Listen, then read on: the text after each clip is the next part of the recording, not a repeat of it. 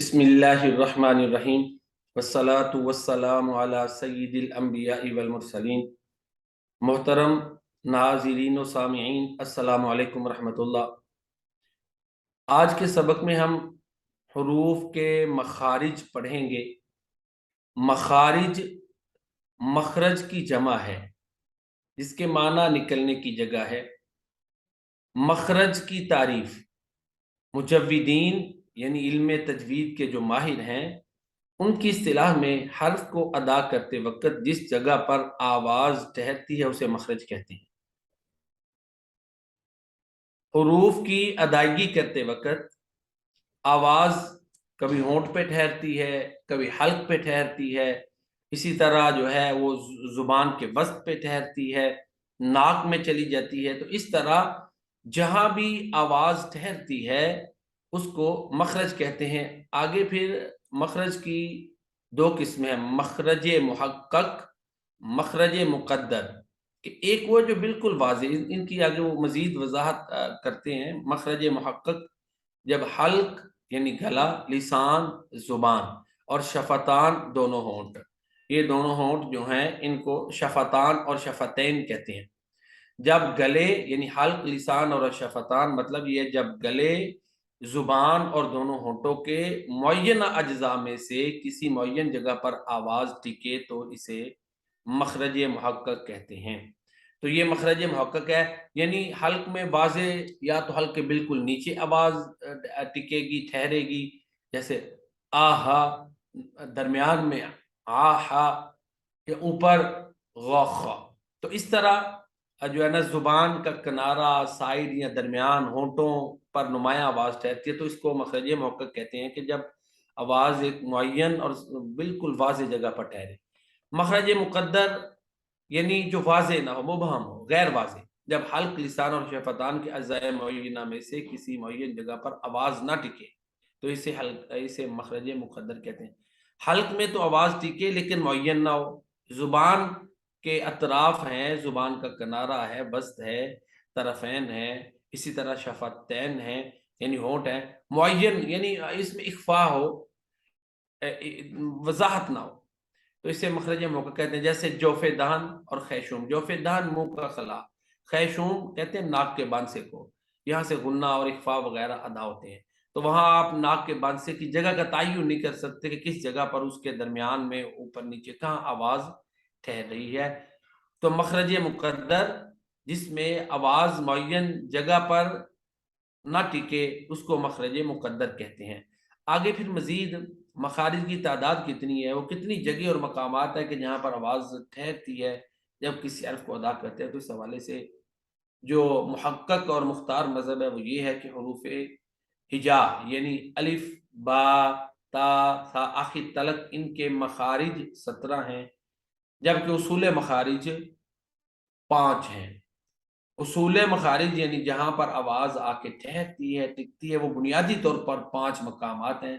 ان کی وضاحت یہ آگے 5 مقام کون سے ہیں؟ حلق گلا، لسان زبان، شفتان ہونٹ، جوف دہن منہ کا خلا، خیشوم ناک کا باندھا۔ تو یہ 5 مقامات اصول مخارج کہلاتے ہیں، کہ وہ جگہیں، وہ مقامات جہاں پر بنیادی طور پر آواز آ کر ٹھہرتی ہے اور حرف ادا ہوتا ہے۔ حلق، اس میں 3 مخارج اور 6 حروف ہیں جن کو حروف حلقی کہتے ہیں۔ یہ آگے اس کی وضاحت موجود ہے۔ اقصی حلق یعنی حلق کا وہ انتہائی حصہ جو سینے سے ملا ہوا، اس سے 2 حروف ادا ہوتے ہیں، حمزہ اور ہا۔ آہا، ہائے حوض جس کو کہتے ہیں۔ مخرج ثانی، دوسرا مخرج وسط حلق یعنی حلق کا درمیانی حصہ، اس سے 2 حروف ادا ہوتے ہیں، عین، ہا، مہملہ یعنی جس پر نقطہ نہیں۔ مخرج ثانی یعنی تیسرا جو مخرج ہے حلق کا، ادنا حلق یعنی حلق گلے کا وہ حصہ جو منہ کی جانب ہے، اس سے 2 حروف ادا ہوتے ہیں، غین اور خا موجمہ۔ خا موجمہ سے مراد وہ خا اور غین جن کے اوپر نقطے ہیں۔ ان 6 حروف کو حروف حلقیہ کہتے ہیں۔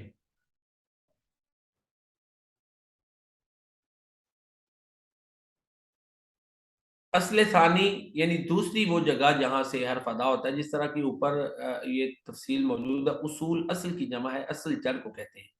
قراء کے نزدیک جن موقعوں سے حروف ادا ہوتے ہیں انہیں اصول مخارج کہتے ہیں۔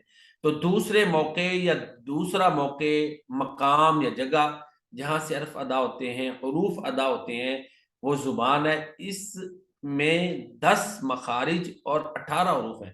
زبان کے 10 مخارج جو انہوں نے کیے ہیں، پہلا مخرج ہے زبان کی جڑ اور لحاظ، جس کو ہم کبا کہتے ہیں کہ متصل اوپر کا تعلق، اس سے قوف ادا ہوتا ہے نقطوں والا۔ دوسرا مخرج زبان کا لحاظ کے متصلی منہ کی جانب ذرا نیچے ہٹ کر اور اوپر کا تعلق، اس سے کاف ادا ہوتا ہے۔ قاف اور کاف دونوں کا ہی مخرج لحاظ یعنی کوا ہے، لیکن اس کے بھی آگے حصے ہیں۔ ان دونوں حروف کو حروف لحاظیہ کہتے ہیں۔ زبان کا نیچے ہٹ کر کنارہ اور اوپر کا تعلق، اس سے جو ہے نا وہ قاف اور کاف ادا ہوتے ہیں، ان کو حروف لحاظیہ کہتے ہیں۔ تو زبان کے تو 2 مخرج ہو گئے، آگے تیسرا مخرج، تیسری اصل زبان کا درمیانی حصہ اور اس کے مقابل اوپر کا تعلق، اس سے جیم، شین، یا جب کہ متحرک ہو اور لین ہو ادا ہوتے ہیں۔ ان تینوں حروف کو باعتبار مخرج شجریہ کہتے ہیں، حروف شجریہ، یہ جو فدان سے ادا ہوتے ہیں۔ تو 3 ہو گئے حروف شجریہ، جیم، شین، یا اور یا لین۔ جیم، شین، یا اور یا متحرک اور یا لین، یہ جو ہے نا حروف شجریہ کہلاتے ہیں۔ آگے پانچواں مقام جو ہے نا چوتھا مقام، زبان کا چوتھا مقام، زبان کی کروٹ اور اوپر والی دانوں کی جڑ نواجز سے زواہد تک یا بائیں طرف سے یا دائیں طرف سے، اس سے زود، جس کو دود دونوں طرح ادا کہتے ہیں، ادا ہوتا ہے۔ اور اسے اس اعتبار سے حافیہ کہتے ہیں، حرف کنارے کو کہتے ہیں نا، تو مخرج حافیہ، اس کو حرف حافیہ کہتے ہیں، اس کا مخرج حافیہ ہے۔ تو حرف حافیہ ایک ہی ہے اور وہ زود یا دود ہے۔ یہ لحاظ کی وضاحت جیسا کہ میں اوپر کر چکا ہوں، دوبارہ یہ نیچے حاشیے میں موجود ہے۔ لحاظ عربی زبان میں کبے کو کہتے ہیں۔ کبا حلق میں گوشت کا ٹکڑا ہے جو گلے کی نالی کے اوپر کی جانب لٹکا ہوتا ہے، یہ اوپر سے موٹا ہوتا ہے اور اس کا سرا نوکدار ہوتا ہے، اسے عربی میں لسان الصغیر بھی کہتے ہیں۔ شجر عربی زبان میں دونوں جبڑوں کے درمیانی شگاف دراڑ اور جھری کو کہتے ہیں۔ اردو میں ہم اس کا ہمارا کوئی لفظ میں، چونکہ یہ تینوں حروف منہ کے درمیانی کھلے حصے سے ادا ہوتے ہیں، اس سے ان کو حروف شجریہ کہتے ہیں۔ ایک چیز دعات کے حوالے سے، یہ ضاد کے حوالے سے ذہن میں رکھیں، دعات کو زبان کے سرے اور سامنے کے دانتوں سے ادا کرنا بالکل غلط ہے۔ کچھ لوگوں کو ضاد اور دعات کا مخرج پتہ نہیں چلتا، اس لیے وہ زبان کی جو سائیڈ ہے، زبان کی سائیڈ اور اوپر والی جو جڑیں ہیں ان کا کنارہ، اس سے جو ہے نا زواد ادا ہوتی ہے۔ زواد یہ دیکھیں، میں کوشش کرتا ہوں کہ سامنے کروں، لیکن اس کو تھوڑا سا مشکل ہوگا سمجھنا۔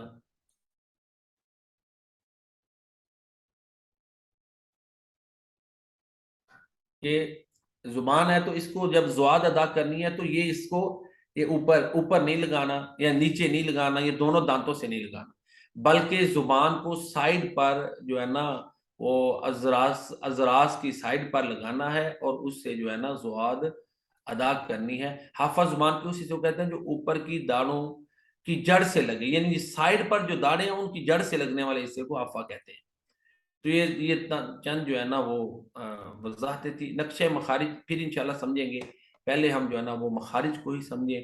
ہمارا 8واں مخرج، 8ویں جو ہے نا مخرج اور جو زبان سے ادا ہوتے ہیں، اور زبان سے یہ 5واں ہے مخرج، تو اس کو ہم سمجھتے ہیں۔ زبان کا کنارہ ما ادنا حافہ، جبکہ ثنایا رباعی انیاب اور رباعی کے مزوروں سے لگے اس سے لام ادا ہوتا ہے۔ لام زبان کا کنارہ ہوتا ہے اور ساتھ ہی اوپر والے جو دانت ہیں اس کے ساتھ والے بھی جو دانت ہیں حتیٰ کہ زواہد تلک، یہ جو اصطلاحات ہیں ان کی وضاحت کر دیں گے۔ تو لام اوپر سامنے کے دانت، ان کے ساتھ والے، اس سے بھی آگے، اس سے بھی ساتھ والے دانت اور آگے تلک کافی دانتوں کو ٹچ ہو تو اس سے لام ادا ہوتا ہے۔ زبان کا کنارہ جبکہ ثنایا رباعی اور انیاب کے مسوروں سے لگے سے نون کا مخرج چھوٹا ہے قدرے، اس میں زواہد نہیں آتے۔ یہ ثنایا رباعی انیاب یعنی سامنے والے 2 دانت اوپر والے ہوتے ہیں، ان کے ساتھ 2 دانت، پھر ان کے ساتھ یعنی سامنے والے 8 دانتوں سے زبان کا کنارہ ٹچ ہوتا ہے تو اس سے نون ادا ہوتا ہے، جبکہ اوپر والے 8 سے زائد جو دانت ہیں ان کے ساتھ زبان کا کنارہ ٹچ ہو تو اس سے لام ادا ہوتا ہے۔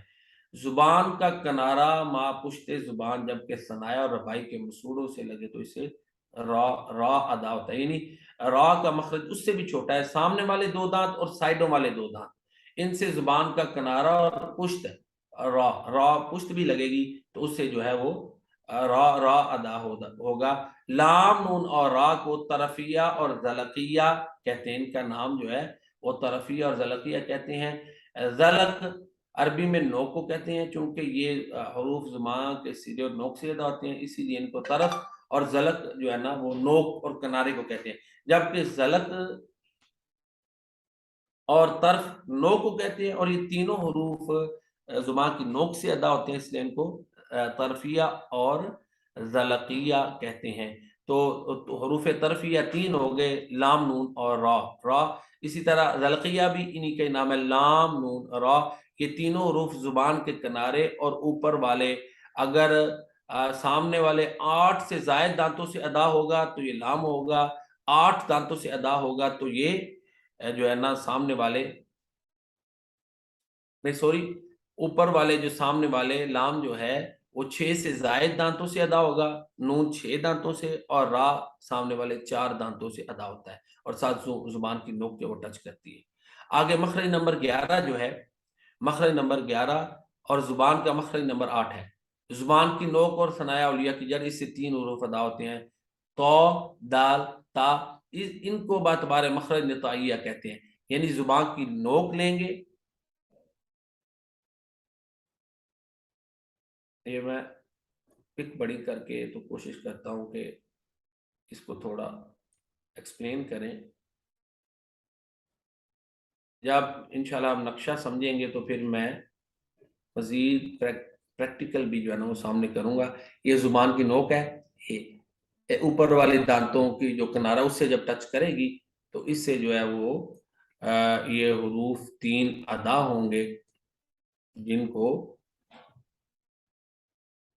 حروف نطائیہ کہتے ہیں، تا، دال، تو۔ اب نطاؤن کی نیچے وضاحت موجود ہے کہ یہ نیچے عربی میں ان چھوٹے چھوٹے گڑوں اور شکنوں کہتے ہیں جو اوپر کے تالوں میں دانتوں کی جڑوں کے نزدیک واقع ہوتے ہیں، یعنی ان کی ادائیگی میں جہاں دانت کے سامنے والے دانتوں کا اوپر والا کنارہ ہے، جہاں نوک اس کو ٹچ کرتی ہے وہاں اوپر تالو کو بھی ٹچ کرتی ہے، تو یہ 3 حروف ہیں نطائیہ۔ اس کے آگے زبان کی نوک اور ثنایا اولیہ کا نیچے والا کنارہ، تا، ثا، ذال، اس سے 3 حروف ادا ہوتے ہیں، ان کو حروف لسابیہ کہتے ہیں۔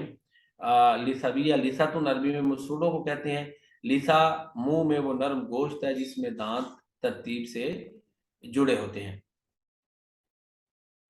اس کے بعد اگلے حروف ہیں زبان کی نوک اور ثنایا سفلا کا کنارہ، ماں کچھ اتصال ثنایا ہوئی، نیچے والی زبان جو دانت ہے ان کا بھی کنارہ اور اوپر والے دانتوں کا کنارہ، یہ جب ملیں گے اور پھر ان سے زبان کی نوک ٹچ کرے گی تو اس سے 3 حروف صاد، زا اور سین، ان کو حروف اصلیہ کہتے ہیں۔